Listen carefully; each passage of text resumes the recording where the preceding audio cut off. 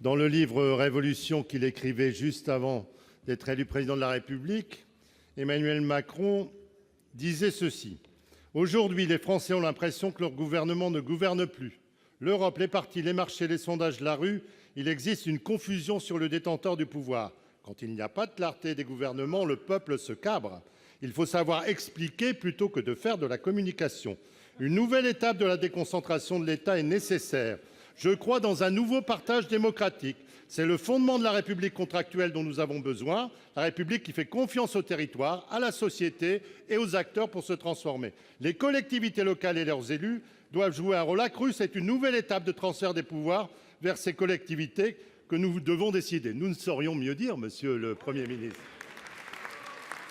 Au moment où la crise des gilets jaunes se traduit par une rupture brutale du lien de confiance entre le peuple, son président et son gouvernement, pouvez-vous nous expliquer pourquoi, depuis 2 ans, le président de la République a fait très exactement le contraire de ce que préconisait le candidat Macron, en recentralisant à outrance, toujours plus, et en rejetant le rôle prééminent des maires que vous reprenez subitement en considération? Êtes-vous enfin prêt à mettre en œuvre les conditions d'une déconcentration de l'État, comme on le disait, ainsi qu'une nouvelle étape de décentralisation massive et d'expérimentation en faisant confiance aux élus locaux et aux partenaires sociaux, comme vous le demandez dans les conférences le président du Sénat, qui est dans la Constitution un garant de l'équilibre des pouvoirs et des territoires? Bref, êtes-vous prêt à changer radicalement de méthode en agissant du bas vers le haut et non plus du haut vers le bas pour éviter que votre grand débat ne se transforme en grande débâcle? Pour vous répondre, la parole est au ministre en charge des relations avec le Parlement. Monsieur le ministre. Merci, Monsieur le Président, Mesdames et Messieurs les sénateurs. Monsieur le sénateur Daubresse, vous remerciez de votre question parce que ça permet, au-delà des saines lectures qui sont les vôtres et des citations que vous faites, de peut-être redire et repréciser ce qu'est la politique du gouvernement, et notamment dans le grand débat, à vrai dire.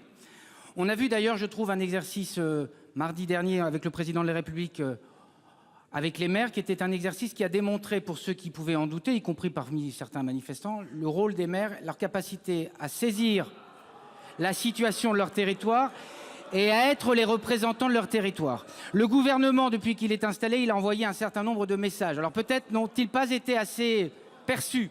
Le premier, c'est là... Monsieur Daubresse, vous avez été maire d'une grande commune, Lambersart. J'ai été maire d'une commune un peu plus au sud de ce département. Et donc nous partageons cette connaissance, je crois, et cet amour des territoires et des collectivités locales.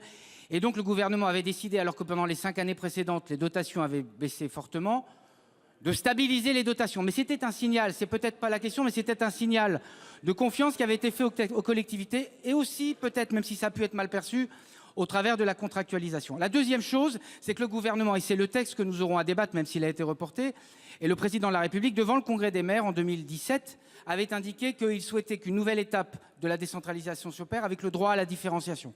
Quoi de mieux que le droit à la différenciation pour permettre aux collectivités de se saisir des choses? Et puis le troisième point, parce que le président de la République en a parlé aux maires, nous étions plutôt collectivement, me semble-t-il, y compris dans les associations d'élus, à penser qu'il fallait opérer une pause sur les grandes réformes territoriales qui avaient donné un sentiment un peu de tourbillon aux uns et aux autres. Ceci étant, à l'expérience, et à l'expérience que vous avez, que nous avons tous, on voit bien qu'il y a une question autour de la loi NOTRe, autour des périmètres, autour des compétences. Et cela aussi, le président de la République a déclaré qu'il se déclarerait ouvert à des débats, des ajustements, pas pour tout refonder une fois de plus, mais pour répondre aux exigences pratiques des maires. Et c'est bien ça qui sera l'enjeu aussi du grand débat. Merci, monsieur Daubresse.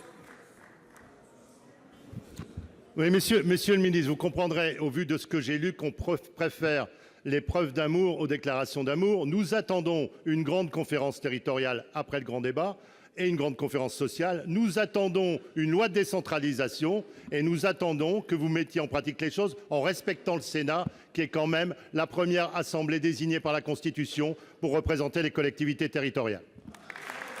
Merci. La parole est à notre collègue